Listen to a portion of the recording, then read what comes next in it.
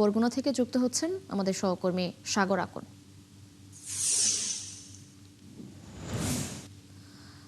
সাগর, একটু জানাবেন ঘটনার মূল কারণ সম্পর্কে জানা গিয়েছে কিনা, এ বিষয়ে পুলিশ কি বলছে এবং এটি হত্যা না আত্মহত্যা, স্বজনদের কাছ থেকে কোনো তথ্য পেয়েছেন কিনা? তিশা, আপনি যেমনটি বলছিলেন যে আসলে গতকাল জেলা পরিষদের ডাকবাংলো থেকে যে মা এবং দুই কন্যার যে মৃতদেহ উদ্ধার করেছে পুলিশ, আমরা ঘটনাস্থলে গিয়েছি, আমরা দেখেছি এবং যেটি বলছিলেন যে আমরা পরিবারের সাথে, তাদের যে স্বজন রয়েছে স্বজনদের সাথে কথা বলেছি। তারা আমাদেরকে যেটি জানিয়েছে যে আসলে তারা বলছে যে এটি একটি আসলে হত্যাকাণ্ড, পরিকল্পিতভাবে হত্যা করা হয়েছে তাদের এই স্বজনদেরকে।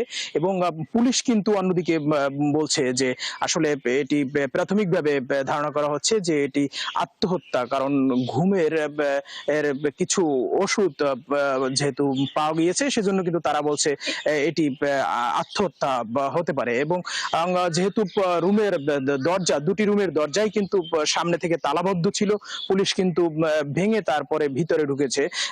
কিন্তু অন্যদিকে কিন্তু যে দুটি রুমেরই ব্যালকনি রয়েছে এবং ব্যালকনির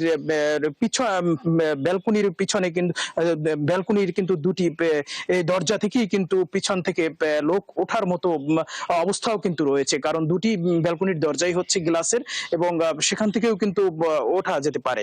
এবং সেক্ষেত্রে কিন্তু পরিবারের দাবি যে এটি আসলে হত্যাকাণ্ড, কিন্তু পুলিশ বলছে যে এটি আসলে আত্মহত্যা বলে। এবং যে সর্বোপরি তারা বলছে যে আসলে পোস্টমর্টমের পরে জানা যাবে যে ফরেনসিক যে রিপোর্ট, তারপরে জানা যাবে যে আসলে এটি হত্যাকাণ্ড না আত্মহত্যা।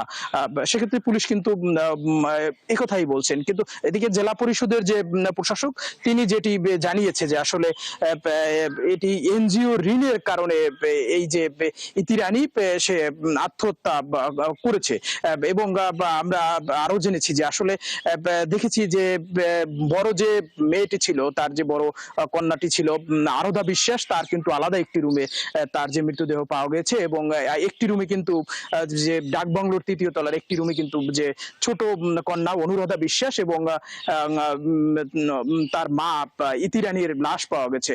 আমরা এখন সাগর আকন, আপনি আছেন সেখানে, আরো তথ্য রাখতে থাকুন। আমরা নিশ্চয়ই পরবর্তীতে এই বিষয়ের আপডেট আপনার মাধ্যমে দর্শকদের জানাবো। দর্শক, বরগুনা থেকে যুক্ত ছিলেন আমাদের সহকর্মী সাগর আকন।